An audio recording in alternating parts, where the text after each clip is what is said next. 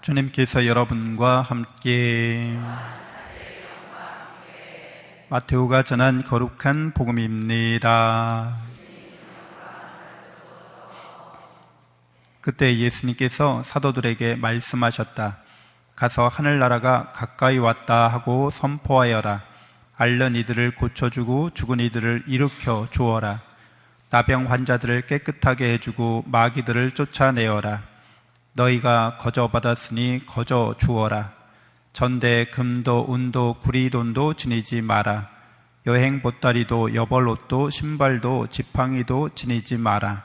일꾼이 자기 먹을 것을 받는 것은 당연하다. 어떤 고을이나 마을에 들어가거든 그곳에서 마땅한 사람을 찾아내어 떠날 때까지 거기에 머물러라. 집에 들어가면 그 집에 평화를 빈다고 인사하여라. 그 집이 평화를 누리기에 마땅하면 너희의 평화가 그 집에 내리고 마땅하지 않으면 그 평화가 너희에게 돌아올 것이다. 주님의 말씀입니다.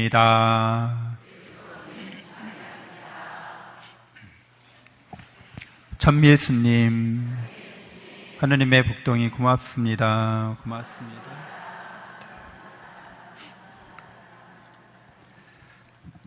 네, 예수님이 사도들을 파견하십니다. 그래서 하늘나라가 가까이 왔다라고 선포하게 하시는데, 잘 알다시피 하느님의 나라는 사랑으로 하느님께서 다스리는 그런 나라를 말합니다. 그래서 앓는 이들을 고쳐주고 죽은 이들을 일으켜주라고, 또 나병 환자를 깨끗하게 해주고 마귀들을 쫓아내라고 말씀하시는데, 예수님이 하신 일들이죠. 그래서 이 일들을 사도들도 하도록 그렇게 파견해 주십니다. 예수님은 나병 환자를 깨끗하게 해주셨는데, 나병이라고 하는 것은 성경에서 하느님의 벌로 생각했던 거죠. 천벌이라고 생각했던 거죠. 근데 그 나병이 천벌이라고 생각했던 것 중에 이유 중에 하나가 그 사람의 형성이 이렇게 무너져 내린다는 데 있습니다. 그래서 본래 우리는 누구의 형상이라고 성경은 말하고 있어요? 사람은 하느님의 형상인 거잖아요. 그러니까 그 형상이 무너진다고 말하는 것은 이스라엘 사람들에게 그만큼 중한 죄를 지었다라고 여기게 만든 거죠.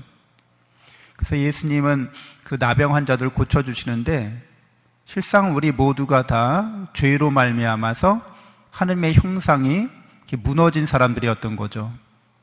그것은 이렇게 육체적으로 나병에 걸렸다는 의미보다 우리의 마음이, 우리의 영혼이 그렇게 하느님의 모습에서 멀어진 걸 뜻합니다.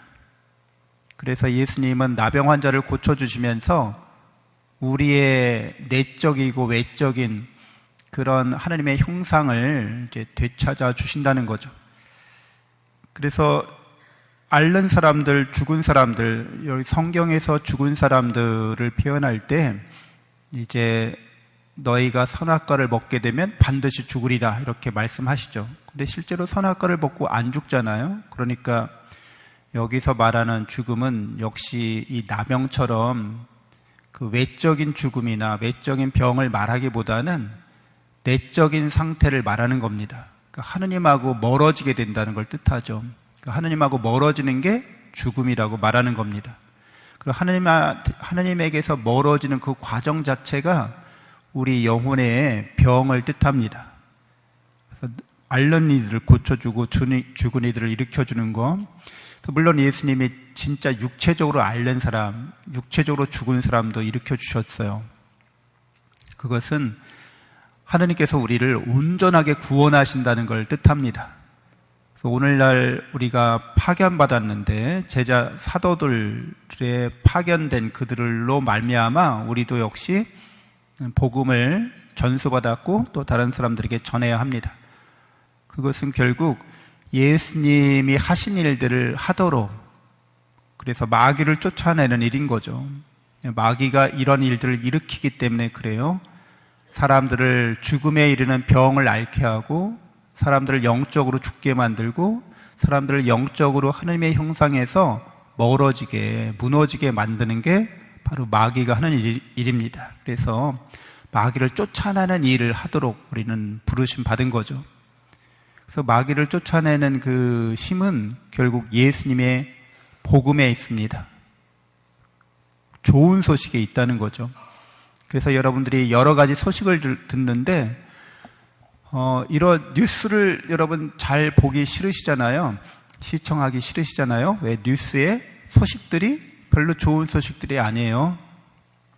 그리고 혹시 이웃이나 또 여러분 주위에서 어떤 소식을 들을 때 그게 정말 좋은 소식인지 헷갈릴 때가 있잖아요. 네, 정말 좋은 소식 중에 좋은 소식은 하느님께서 우리를 사랑하신다는 소식인 거죠. 영원한 생명과 행복을 주신다는 소식입니다. 그래서 바르나바 사도, 오늘 축일인데요. 바르나바 사도는 이 좋은 소식에 관련해서 깊이 있게 깨닫게 됐고 믿게 되었습니다. 성령께서 그를 그렇게 이끌어 주신 거죠. 그래서 결국 바르나바 사도와 그가 안티오키아 교회에서 함께 그 교회를 섬기던 그 봉사자들 모두 함께 예수님의 복음을 전하는 그런 공동체를 이루어 가게 됩니다. 그래서 여러분 오늘 제1독서에 나와 있는 것처럼 처음으로 첫 번째로 그리스도인이라는 이름을 얻게 돼요. 여러분 다 크리스찬이라고 하잖아요. 그 그리스도인이라는 이름이 여기 안티오키아 교회에서 사람들이 예수님을 믿는 사람들을 그리스도인이다 이렇게 했다는 거예요. 왜냐하면 그 사람들은 말마다 다 예수 그리스도를 늘 달고 살았던 거예요.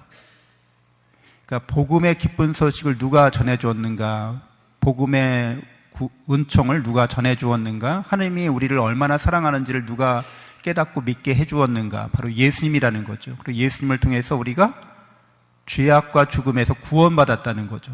예수 그리스도의 이름으로 마귀들을 쫓아낸다는 거죠. 그러니까 그 사람들은 그냥 이렇게 말끝마다 다 예수님을 달고 살았던 거예요.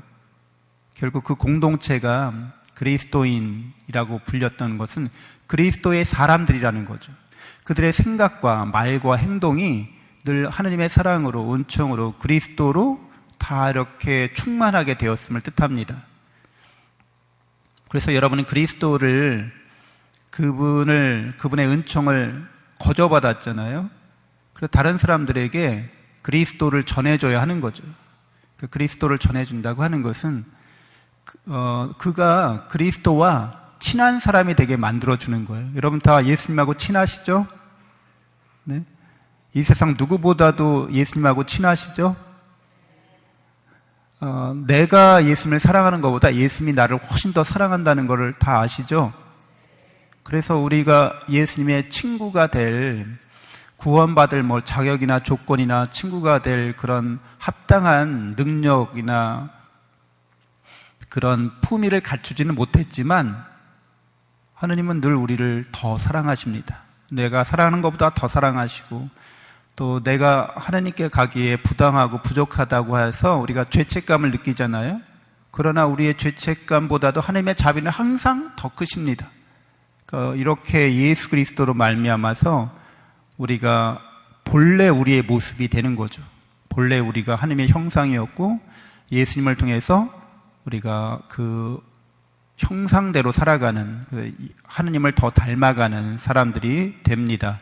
누구에게나 예수님을 가까이 이렇게 친교를 맺을 수 있고 예수님과 친할 수 있도록 우리가 그렇게 한 것처럼 그들에게도, 우리 예수님을 아직도 모르는 사람들에게, 또 예수님을 아직 그렇게 친하게 여기지 않는 사람들에게 잘 전달할 수 있어야겠습니다. 잠시 눈을 감고 묵상하겠습니다.